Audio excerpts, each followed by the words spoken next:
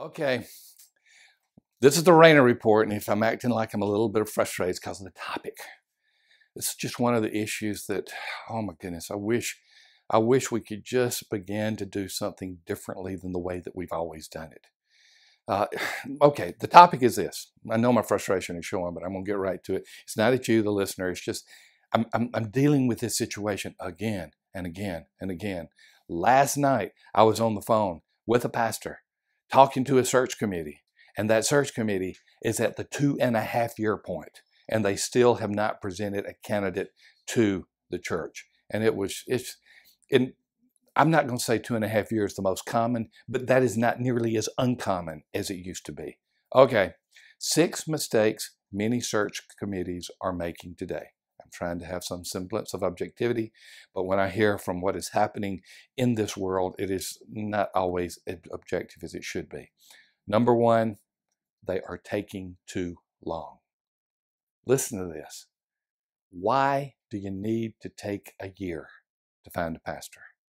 There is nothing in the book of Hezekiah that indicates a search committee should take that long. It's almost like we're not praying enough, and we have not sought the Lord enough on this. You can seek the Lord in 30 days if you just move fast enough, and it just takes forever. One of the reasons is you have people who've never done it or rarely done it. I mean, even if someone's been on a search committee 2 or 3 times, it's still a relatively new experience. And I don't want to say that they're not good leaders in their respective vocation, but they haven't done ministry search before. And so they are taking too long. I'm watching something else happen, and this is mistake number 2. And listen, search committees, if you're doing this, it's going to most likely come back to bite you.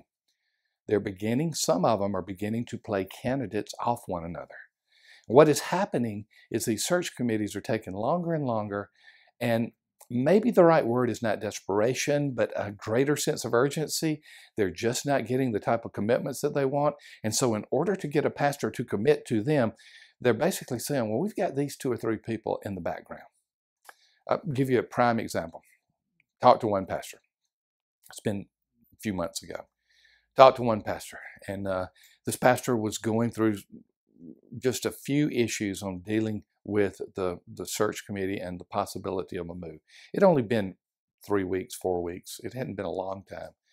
But they sent him an email, and they said, oh, we want to let you know that such and such, one of your close friends, is now one of our candidates we're considering. He had no idea they were considering anyone else. And now they say, okay, we're considering this friend of yours. Wait a minute. You know what he did? He withdrew. So I don't want to be in competition with a friend, and I wasn't even certain I wanted to go. And all of a sudden, the search committee that thought that they were making a tactical move, but maybe a strategic move, to try to get this guy to make a quicker decision, and it had not been long, they lost him as a candidate.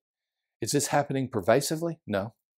But it's beginning to happen enough as number 1 takes place that search committees are taking too long. Number 3, search committees are not doing critical background checks. Legal, social media, and credit. Those are so inexpensive to do.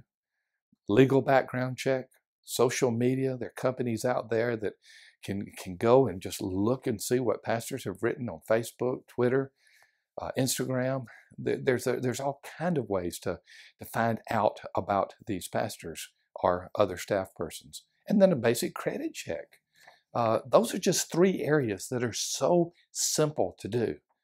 Now, search committee, what happens if a prospective pastor or staff person refuses to allow you to do those? Don't consider them, because that means that there's something legally that he or she has said something in social media that they know would be hurtful, or that they are not good stewards of their funds. So if they're unwilling to consider it or let you consider it, don't do it. But let me give you, show grace as well. Let me give you an example. One pastor told the search committee about something that was actually on his record. It was a criminal act. It was done while he was a teenager. But he said, I want you to do a legal check. But when you go and do that legal check, you're going to find this. He said, I want to give you the background for it. I was totally wrong. I was not a Christian then. And you know what? The church said, great, we get it. But had the church discovered that without the pastor revealing that, then, well, they probably would have said, we're just going to move on, and maybe would not have even told the pastor why. There are many times that you can just be upfront.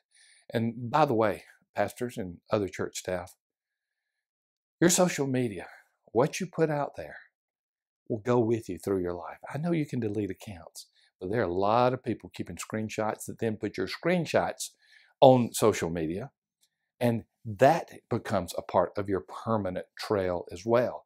So even if you delete accounts, there are people out there that say, wow, look what happened. And maybe it was shared on Facebook on someone else's account. Don't do stupid on social media. It will come back to bite you. I'm seeing it again and again that people who put things out when they were 14 years old, now in their 20s, early 20s, are beginning to see those things come back. So parents, tell teenagers about this if you possibly can, but also just remember what you put out on social media. You might think that you're in a private Facebook group and you just post something, but you know, there were people who take screenshots on it, and as quickly as you delete it, though, it's going to be out there. Don't do stupid on social media. Number 4, this is more urgent than ever. Search committees are not asking Me Too questions. I was in a conversation with Brad Wagner, and we were talking to someone that might be a prospective candidate for a position down the road. And we were on the telephone, and he asked this question. He said, now, I want to ask you this. Don't take offense to it. Is there anything in your background that would bring shame later on that you did in terms of words or awkward situations or anything that would resemble what is taking place in the Me Too movement that you need to tell us about? That was not necessarily a question that was asked just a year or two ago, but it's a good question to ask. I can tell you the story of one particular pastor who had a severe pornography problem and other sexual addiction problems. And he was brought on by the church, and the church then found out about it. I'm not going to give all the details about it. And so when he was meeting with some of the leadership, he said that the leadership said, why did you not reveal these things to us ahead of time? And his response was, not a good response, because you didn't ask the right questions. Well, shame on him, but also shame on the search process. You need to ask Me Too questions. In the future, I hope to have some things on my site about what are some of the right Me Too questions to ask. So we'll be looking at that. Number 5, search committees are not providing clarity to internal candidates. They're not providing clarity to internal candidates. Okay, there is, for example, an executive pastor. The executive pastor wants to be considered for the vacancy. Okay, that's fine. We're glad that he has said that clearly. Now he is a candidate. The search committee then goes to work. The internal candidate has no idea what's going on. He doesn't know if he's being considered. He does not know if he's not being considered, and maybe even made a statement, which some internal candidates will do. If I don't get it, I will step down because I was a candidate. And so his entire career is at stake, and they're not communicating. If you allow someone as an internal candidate to be a candidate, stay in touch with them. If you don't want them to be a candidate, tell them that on the front end. Communicate well to them. All right, what else? They're not communicating sufficiently to the congregation. You don't have to give all the details, search committees, but you need to provide ongoing updates. A lot of these issues could be, I'm an advocacy of search firms, and many churches say they can't afford search firms. I just say you can't afford not to. I can demonstrate ways that'll actually save you money, and you know that one of our sponsors is Vanderbloom and Search Group, and we're big fans of them. But the point is, they know these things. Search committees oftentimes do not. Search committees, look at these 6 mistakes, review them. Churches, make sure your search committees don't make these mistakes. And pastors and other staff, if you heard some things here that might apply to you, then heed them well. Thanks again to Church Design, churchdesign.com. Costco is the company. Tim Songster is the CEO. Listen, if you have a church building need, remodeling, rehabilitation, building a wing or a new part of a church, or just a total building from beginning to end, they're design build firms. They can take you from the very first step, from the engineering to the site work, all the way to opening the doors of whatever the new facility you have. They're the complete package, and they are simply the best. So I'm grateful to Tim Songster and Costco and churchdesign.com for what they are doing. Thank you for being the sponsor. Search committees, I hope you heed this information with a heart that is concerned for local congregations. I'll see you in 2 weeks on the Rainer Report.